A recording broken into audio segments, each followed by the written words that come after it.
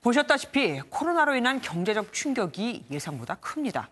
지난주를 기준으로 한국을 방문한 관광객은 작년 같은 기간보다 48%나 줄었고 면세점 매출도 40%, 놀이공원 입장객은 71%가, 항공기 탑승객은 84%, 백화점 매출도 20%가 줄었죠. 그나마 소폭이라도 늘어난 건 대형마트와 편의점, 온라인 쇼핑 매출뿐입니다. 결국 정부가 6조 2천억 원 이상의 추경안을 다음 주 국회에 제출하기로 했습니다. 총 20조 원 플러스 알파 규모의 경기 대책을 내놓은 건데 다음 달부터 6월까지 한시적으로 신용카드 등의 소득 공제율을 2배로 올리고 자동차 개별 소비세도 70%까지 깎아주기로 했습니다. 이병주 기자입니다.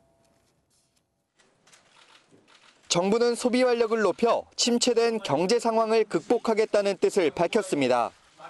우선 다음 달부터 오는 6월까지 한시적으로 신용카드와 체크카드, 대중교통 사용액 등에 대한 소득공제율이 각각 2배로 오릅니다. 또 같은 기간 승용차를 구매할 경우 개별 소비세를 100만 원 한도 내에서 70%까지 인하한다는 방침입니다.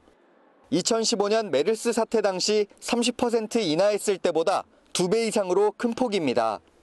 얼어붙은 관광업 등을 살리기 위한 휴가 쿠폰도 등장했습니다. 근로자가 20만 원을 관광에 쓴다고 하면 기업과 정부가 각각 10만 원을 추가로 지원하는 내용으로 대상자를 12만 명으로 확대하기로 했습니다.